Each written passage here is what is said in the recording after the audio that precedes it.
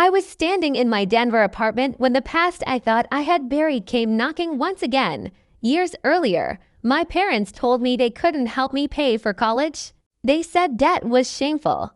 They said struggling would build character. They insisted I needed to find my own way. I believed them. I worked until my hands ached, studied until my eyes burned, and carried the weight of adulthood long before I was ready. I thought my suffering was a lesson they wanted me to learn. Until the day they arrived at my door asking me to pay $75,000 for my younger sister's dream wedding. In that instant, everything became clear. The rules had always been different for her, but this time, I wasn't the obedient daughter who quietly sacrificed everything to keep the peace. This time, I gave them a reality check they would never forget. My name is Iris. For most of my life, I played the role my family assigned to me, the responsible daughter, the problem solver, the one who never demanded attention because asking usually led to disappointment. We lived in a modest home outside Denver. My mother, Helen, decorated the walls with her classroom artwork.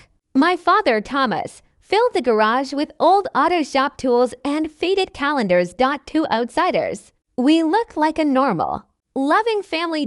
Inside those walls, however, there was an invisible line. My younger sister, Eileen, stood in the center of every celebration, and I spent years learning how to make myself smaller so her light could shine brighter. When I brought home straight A's, my mother would smile briefly and say, "That's wonderful, Iris," before returning to whatever she was doing. But when Eileen won a small dance competition, the entire house became a celebration. Dad called relatives. Mom baked a cake. Everyone acted as if she had conquered the world. I learned a painful lesson early. Approval was not something I could earn. It was something Eileen was simply given. By my senior year of high school, I believed college would finally be my chance to build an identity that belonged to me. The day my acceptance letter arrived for a cybersecurity program, I ran into the kitchen with excitement exploding inside me. For a moment, I imagined my parents would finally be proud. Maybe they would hug me. Maybe they would help me take the next step. Instead, my mother dried her hands on a kitchen towel and exchanged a glance with my father. Then she said the words I would never forget, "Honey, now that you're 18, you need to figure college out on your own." My heart sank. "What about a loan?" I asked. "Could you at least co-sign?" My father shook his head. "We didn't receive handouts, and neither should you," my mother added. "Debt is degrading. People use loans because they want shortcuts. You need to learn resilience. Double quotes resilience. That word followed me for years like a scar. While other students enjoyed college life, I worked 3 jobs. I studied in empty libraries until sunrise. I ate the cheapest meals I could prepare. There were nights I fell asleep in my winter coat because I was trying to save money on heating. The only people who stood beside me were my grandparents, Eldon and Margaret. Without judgment or conditions, they drove me to a bank and co-signed my student loans. As my grandfather signed the papers, he looked at me and said, "Opportunity is not something you should feel ashamed of. Needing help does not make you weak." Those words carried me through every difficult year. Eventually, I graduated. I built a successful career in cybersecurity. I bought my own apartment in Denver. I created a life that was peaceful, stable, and completely mine. But every visit home reminded me that some wounds never fully disappear. Eileen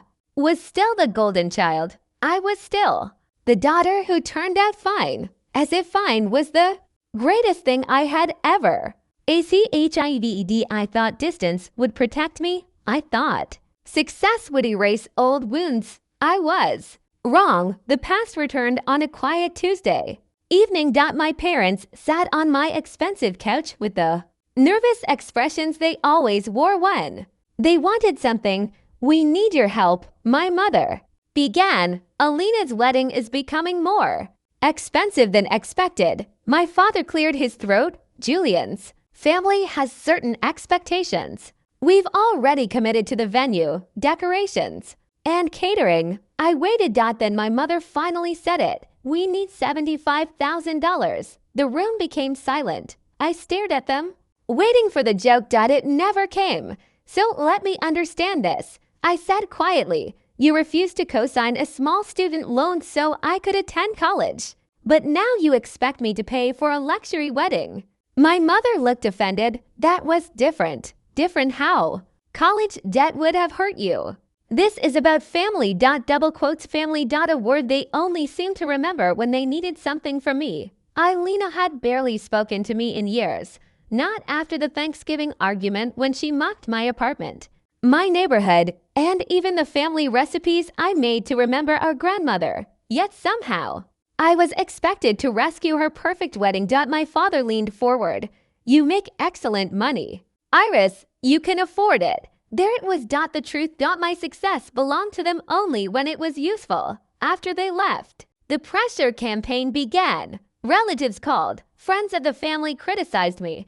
Everyone repeated the same message. You can afford it. Not one person asked whether it was fair. Then, a message arrived from a number I didn't recognize. It was Julian. Your refusal is making this difficult for Ailina. Please reconsider for her sake. I read the message. Once. Then I blocked the number. For years, I had confused endurance with love and sacrifice with loyalty. That night, standing beside my apartment window and looking over Denver's lights, I realized something. I was not afraid of disappointing them anymore.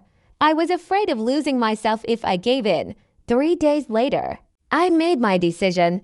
I sent a short message to my parents. I have considered your request. My answer is no.